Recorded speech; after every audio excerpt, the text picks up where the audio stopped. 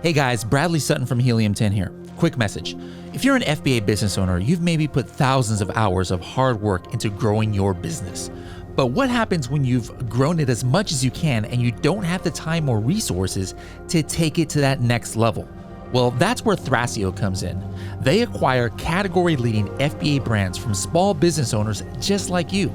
They've got the experience of acquiring over 125 Amazon businesses, and they've seen it all when it comes to managing and growing an Amazon brand. So if you're thinking about selling your FBA business, visit thrasio.com/helium10 to connect with Thrasio's deals team.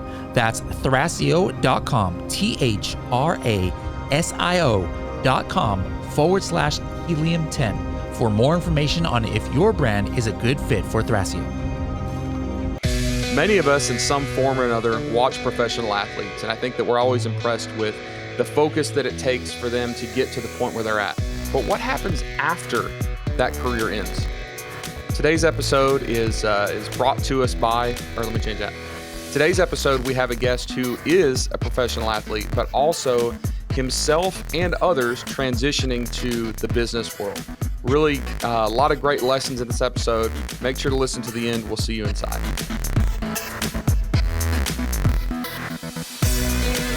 Hey everybody, this is Tim Jordan, and you're listening to the AM PM podcast. Welcome to the episode. We talk about all things entrepreneurship, but not everybody that is an entrepreneur or business leader started that way. And our guest today, coming from France, where he's recording right now, is going to talk about his journey from a non-business world to a business world.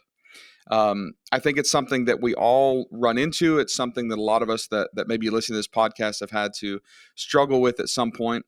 And this guest was actually a pro athlete. And when we think about pro athletes moving into business, we think of big names like Shaquille O'Neal, these moguls that turn into great titans of industry.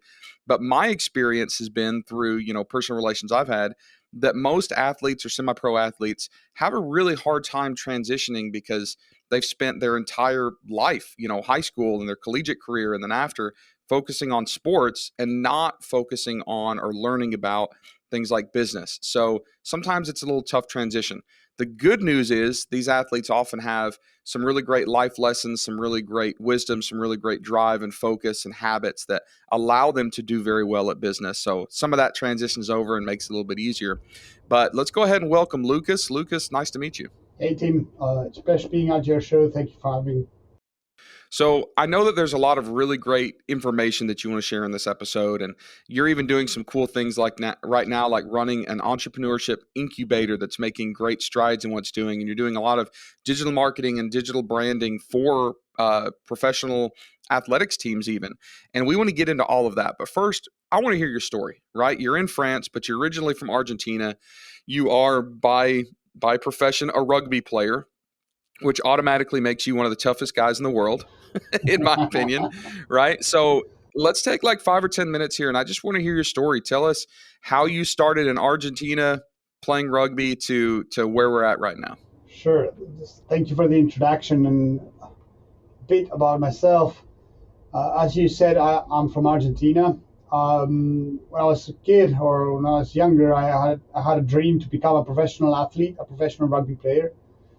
I knew that back home there were no professional teams, so that I had to go somewhere else if I wanted to fulfill my dream. I worked hard to get that opportunity, probably waited more than I wanted, because sometimes things don't come easily or don't come whenever you expect them.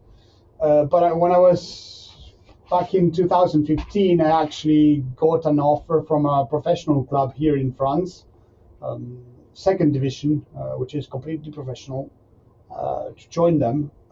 It was middle of the season for them, so they needed me pretty quick. They actually called me one day and they said, "Hey, are you ready?"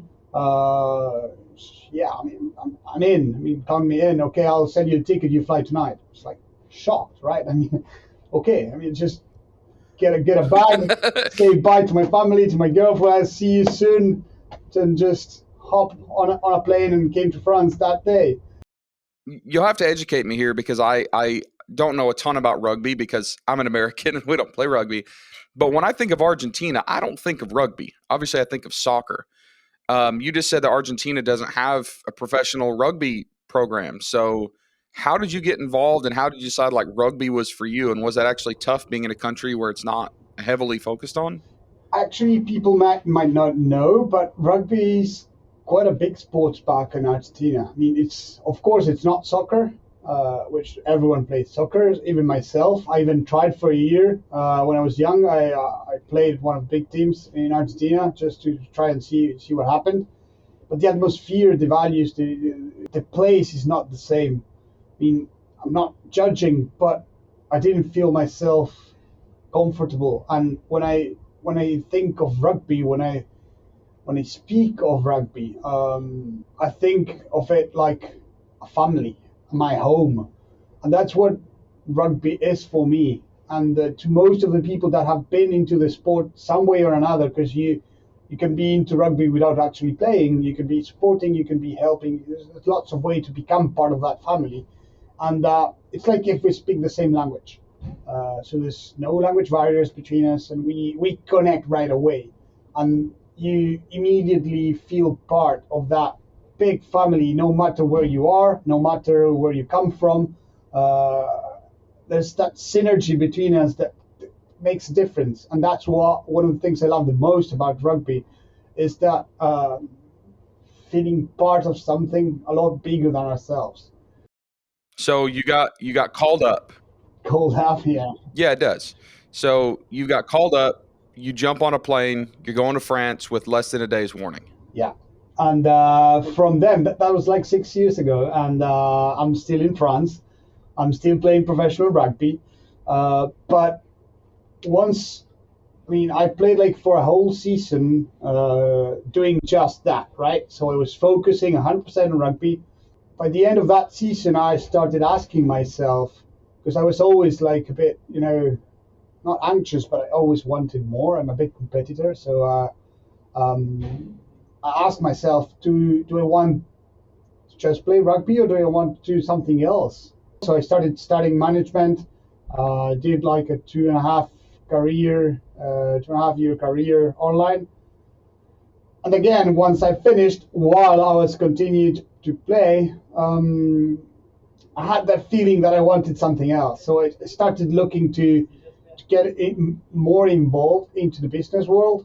I was involved already some way or another, because when I was back in Argentina, when I was 18, I founded a catering company, which I had for like 7 years. I also funded with my wife a shoe shop with our personal designs.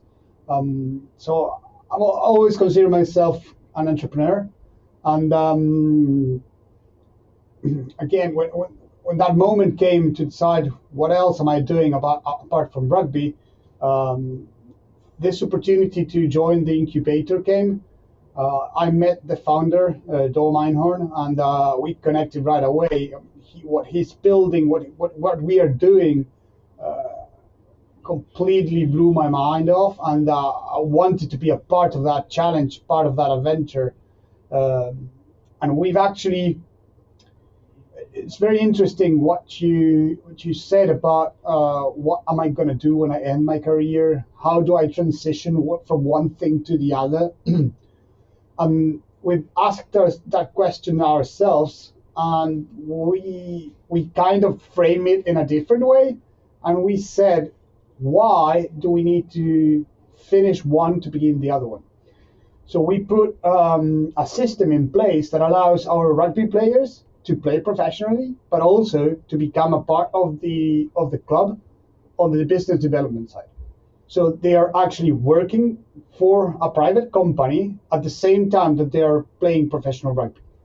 And since we manage both sides, we can actually play around with the amount of time that you invest on one side and on the other. And is that pretty unusual for professional athletics to also be, encouraged to focus their time on something else? Because this seems like it seems like it might not work. Like it seems like most professional teams would not want this going on. Is that accurate? I think we are the only ones. I don't want to be egocentric, but I don't think there's anyone else that's doing exactly what we're doing. Because most of the teams are either amateurs, semi-professionals, which the only what does that mean? Probably that they pay their players a little bit for playing, but then they have a job on the side, a regular job. And for us, it's like we are playing professionally, so we train 3-4 times a week during the day, during working hours. And when we are not training, we are at the office, we're working. So we just balance that out to make it work. I think that's pretty unique. And why we did it, because there's also this feeling of belonging that's very important. So we are actually helping the team. We are a small team in France, right? We are in the 5th division, actually. And our objective is to actually get to the at least 2nd division, which is professional. But there's a long road, right? What we're building is pretty big, so we need to give ourselves the means to do it. And if you get players involved in the business development side, and they are on and off the pitch, the results, we believe, that are much bigger. Because that feeling of belonging, of involvement, makes them work harder on both sides. And I understand that there are so many attributes that athletes have, professional athletes, that make them good at a lot of things in life, right? And I understand, what you're saying. Not many people are making that bridge, making that connection of transitioning athletes to business. And I think it's great that you're trying to attempt to do that and that it's working so far. But let's talk a little bit about like some of the things that you've learned as a professional athlete that has made you better in life at business, right? Um, I know that you call rugby the school of life. Yeah. Can you explain what that means? I think it teaches you not just how to play rugby, but actually how to live. I think you get values out of rugby that are way more important than just sports, that can be put into different contexts like business or life in general, that are very, very important and that make you different. Again, I don't want to sound egocentric, but there are a couple of values that you're being taught ever since you're a kid. I started playing rugby when I was 6, and ever since I remember my coaches telling me rugby was for friends, for instance, was for that sense of family that I spoke before, and you the people I speak to today, my friends, my actual real friends, my group of people that I love, that I'll do anything for them, they're all from rugby. And some of them, I've met them 25 years ago. And I'll do anything for them because, I mean, they've done it for me. And I know that I can count on them no matter what. And that sense of friendship, but it's much more than just friendship. I like to call it family, but it's actually the family that you pick. Real family, you get it, you love it, but this is actually the people you choose to be with, that you choose to have a relationship with, and that's a very strong feeling that makes you do unnatural things, makes you go over the finish line, and makes you want to push harder for the one that you have beside you. That happens through sports, and I think rugby is a great example of that. And you said that we are pretty tough. We kind of are, but not because of ourselves, but because we've got 14 people around us that need us, and that's something that anyone that played a team sports knows, that you're needed. You need to do your job in a team. If not, then someone else has to do it for you, and they'll be doing both things at the same time. That cannot work. but if I have to, I'll do it for you because I love you, because you're my friend, you're my teammate, and I'll do anything for you. I think the teamwork thing is appropriate and I think it's applicable. And a lot of times, entrepreneurs and business owners forget that because we think of ourselves as lone wolves and solopreneurs. And what I've learned, especially in the e-commerce world, is that I am so much more powerful with the community around me. It doesn't mean that I have to be business partners with everybody. It doesn't mean that I have to share all my industry secrets and research with everybody, but just surrounding myself with people that can help pull me up, encourage me. I can encourage them. They can keep me sane. They can hold me accountable. I can learn from them. They can learn from me. Like, that's amazing. We just got back a couple weeks ago from the Prosper Show in Vegas, and it was like meeting my family, right? These people I haven't seen in a year and a half or 2 years because of COVID, because they really are that important to me and to my business. So one of the biggest struggles that especially new entrepreneurs have is, the struggles, the problems. Like, business is not always easy, right? And there's always things that are going to pop up, and you have to be tenacious. You have to be tough. You have to learn how to overcome that adversity and not give up, because if you go through those times, those challenges, and you survive on the back end of them, and you take those lessons and apply them going forward, it makes you much, much more powerful. I know that professional athletes have a lot to say about overcoming adversity. What can you tell us about how rugby has taught you to overcome adversity, and what are some of those lessons that you can share with us? Yeah, I mean, resilience is one of the big words that you learn through rugby. I had a pretty tough situation when I was back in 2014, I think. I broke my knee one game. It was pretty much the end of the season. I had my ligaments broken, two ligaments off. Uh, I remember it as if it was today. Getting hit, trying to stand up, and my knee just going everywhere, right? And I called the doctor. The doctor was a guy that I knew for a long period of time, and that he always tried to keep you pushing.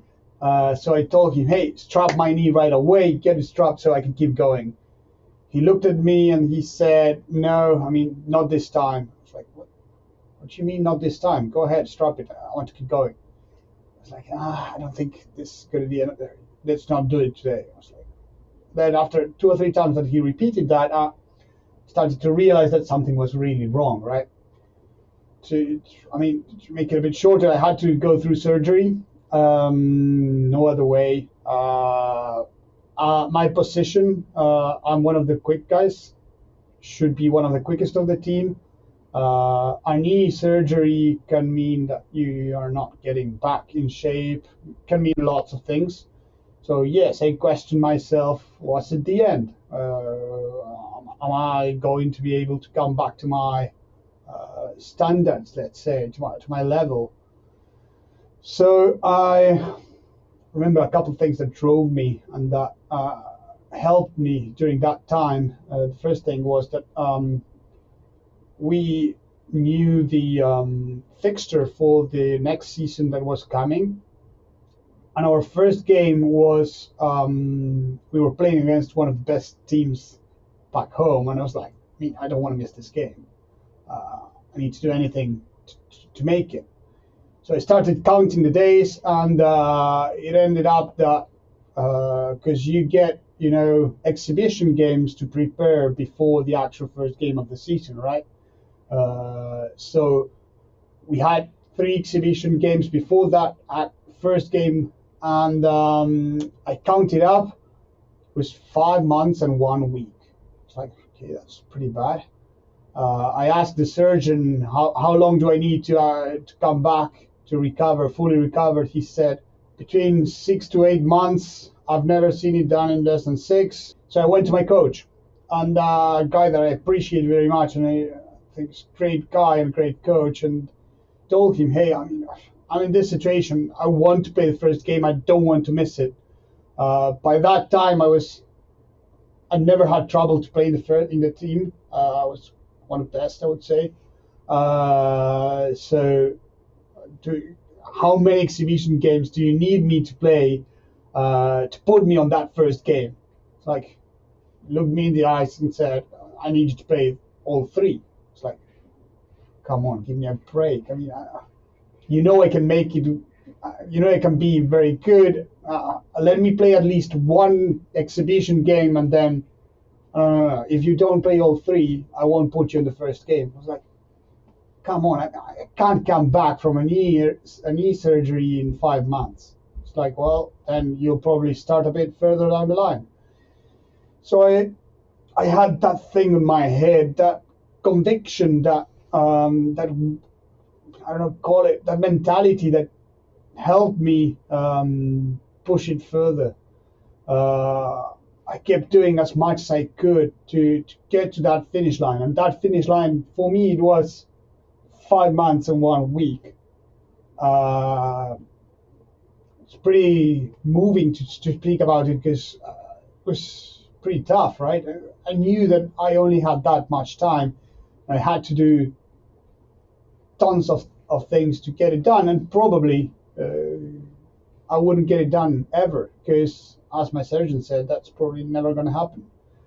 Took it step by step, had a great physician. I did everything I could. I literally mean everything. I mean, remember the guys telling you, oh, you should be starting as soon as you can. Okay, as soon as I can, let's start now. What do you mean now? Yeah, you just had surgery. Yeah, let's start now. Anyways, you said as soon as I can now. The good thing about this story is that 5 months and 1 week after my surgery, I was getting ready to play, and I actually played for 10 minutes. The coach didn't say how long should I be playing on the first game. So 10 minutes was more than enough for me. Got 10 minutes on the first game, 60 on the second, played the whole game, the third friendly game. And then in the first game of the season, the good thing about this story is that I actually played the whole game, which was, shows you that if you're willing to do what it takes, and you put chances on your side, you give yourself that more possibilities, you can get it done. And I think that shows you a lot of what you can do also on the business side. So going back to business, you touched on something that I want to come back to, and that is that, many of these semi-pro athletes, are not getting paid very much. They have a job, or a lot of even pro athletes start transitioning into some sort of secondary career, because you can't be a pro athlete forever. Most people listening to this podcast are not, or have not ever been, professional athletes, right? But a lot of us started with a different career. We started doing something. We decided, hey, we want to start our own business. We want to start our own brand. We want to create our own products. So there's a transition period from having the thing that paid our paychecks into the thing we wanted to do next. Can you talk about, and I will say this for all of you listening, I'm not just asking Luke's opinion here. He runs an incubator that does this. He works with dozens and dozens of professional athletes and semi-pro athletes that are doing this. So his advice is going to be coming from a large sampling, not just himself. But Lucas, tell us about the balance that it takes between your primary career and your fledgling, your oncoming second career. How do you balance your time and focus and priorities for what you need to be doing 1 or 2 years from now with what you have to be doing right now? First thing I would say is get started. I mean, there's no time to lose. Whatever you push forward in time, then you're a bit later. But then it's very interesting that you asked this question, because I think you can juggle both things at the same time somehow. And the same happens with a regular job. I mean, you're working from 9 to 5. What are you doing the rest of the 16 hours you've got on the day? I mean, there's always something else to do. And it all comes back, in my opinion, and this is something we look for whenever we are approaching, or a client approaches us. I think it all comes back to passion and love. If you do what you really like, what you are really passionate about, then you wouldn't mind spending time on it. It wouldn't become a burden, and you'll do it happily. You'll probably do it a lot more effectively because you enjoy what you do. And that gives you an edge, which is huge And for me, it's a must. I am thankful and very happy to be doing both of my passions at the same time. I don't think many people even find that. But I encourage everyone to search for that passion, that it is somewhere out there. Just if you do what you like, what you really enjoy doing, you'll do it a lot better, and you'll spend as much time as needed to get it going. Uh, Biggest problems at the beginning with every entrepreneur, it comes back to funding, it comes back to timing, it comes back to finding the right people. And if you're not willing to do the job yourself at the beginning, nobody's going to do it for you. Uh, as you said, having a business, it's a risk. We need to know that there's a risk for having a business. We just need to um, put the chances on our side and try to lower that risk as much as we can. And then having a business, it means that you need to put effort into it. You need to get it running. You need to do lots and lots of things. You need to run your team, and that takes time. That takes effort, work. So work ethics, that mentality of getting things done, and yeah, that's what we look for in an entrepreneur, in a guy that's running a startup, running a company that would like to work with us. Um, we will always look for those values, those attributes, whenever we decide to work with someone. So tell me now about Unicorn, which is your startup incubator. I know that it's actually the concept is not new, but the business itself is very new, but it's growing very, very rapidly. Just give me a brief intro to what that is, and then I'll have a few questions to kind of to follow up on that. Sure. Basically, we are a startup incubator accelerator.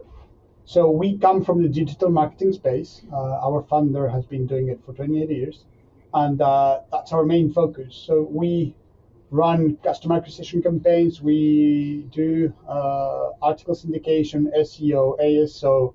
We deal with investors, funding rounds. We basically support and help grow businesses. We take this startup word as the American way, so you pretty much know that concept probably. So for us, a startup is not just an idea in our heads. A startup is actually something running. So you've got proof of concept, a couple clients, and you've convinced at least your grandmother to invest in your business, even if it's $100. That shows that you are in a further step down the line, and not just, yes, I have this brilliant idea. Okay, well, on our side, we're, I would say, not interested. There's lots of incubators or people that are willing to help you with that. It's not just our business model. We are a further step down the line because we think that what we do, what we bring to the table whenever we invest ourselves and we help you out, doesn't have an impact if you are not on that stage yet. And that's one of the key questions that we ask ourselves whenever we decide to work with someone is, what are we bringing to the table? What are we doing for this client in order to accelerate them, in order to make them grow? What's our added value to this relationship? Yeah, it makes a lot of sense. Where do you think the importance is in digital marketing, right? Because you're talking about uh, starting this with a founder that is heavily involved in digital marketing. Do you think this would have been possible without that experience? Do you think that's very important for any businesses in today's, environment? Well, yeah, I mean, internet's been there for like 28 years, and it's growing every single day, and nothing happens without digital marketing today, actually. You you guys at the AMPM show speak a lot about e-commerce. That shows that digital marketing's key to success, right? And we have a different focus maybe for our campaigns. We do have um, very good ASO and SEO organic traffic resources. We think that People are already searching for things out there. Well, let's get our content searched for. Let's get organic views. Let's get those eyeballs. At the end of the day, it all comes how many people have seen my stuff. And then it all comes back to funnel. You start dropping people in, and you know your conversion rates, and then you just try to take the friction away with the tests, with what's going on into the actual deal, and that's how we see it. So yeah, back to the question, digital marketing today, it's crucial to success in every single business, even though some people don't face it yet or don't really invest themselves into. And one of the things that we like to say a lot is not about how am I going to do it, but it's about who. So who is the appropriate person or business or company to do this? Because there's pretty much always someone that's more qualified or that knows what they're doing. So let's try to find those experts. Yeah, that makes complete sense. And I think that there are so many lessons that we can take from this episode, from the power of digital marketing in a world that might not immediately seem heavily online. I think that there's interesting takeaways from this episode about just physical characteristics and traits of humans that are successful, right? Tenacity, the willing to get back up, whether your knee was smashed or whether you had a business fail in the past. You have to get up and keep going. I like what you said about life being short, right? Like the way that you balance your current gig or career with the one that you want to be in is understanding that there's not a lot of time. Like our life is fairly short. You got to get started right now, even if it's just a little bit. And anything worth having is going to be hard. It's not going to be simple. We're going to have to spend those extra hours, maybe give up some other luxuries and just go after it, right? Sure. I mean, I think that's one of the most important things to know. It doesn't come easy. Because if you accept that fact at the beginning, before you actually start and you dive into, you know what you expect, you know what you're running into, and you'll be ready. The worst thing that can happen is, and we've met people like that, oh, it's so hard to run my business. Well, then you're not in the right sector. You're not doing what you should be doing because you're not meant to be running a business. It's not for everyone. And the people that are trying to be entrepreneurs and that are diving into the business world on that side should know that there's a big risk and there's lots of work to do. And once you accept that fact, then you're a lot more prepared to dive into and get it done. Well, we're coming up on the end of our time. We need to go ahead and wrap it up. But hey, I appreciate you being online and willing to share some of your experience and some of your stories.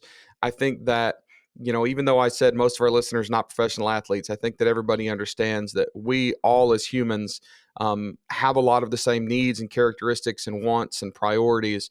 And I think it's exceptionally interesting to talk to somebody who is figuring out that balance from one career to another, not just yourself, but others. So if someone wanted to find out more about your incubator, they could probably go to what's the website? Yeah, it's unicornincubator.com.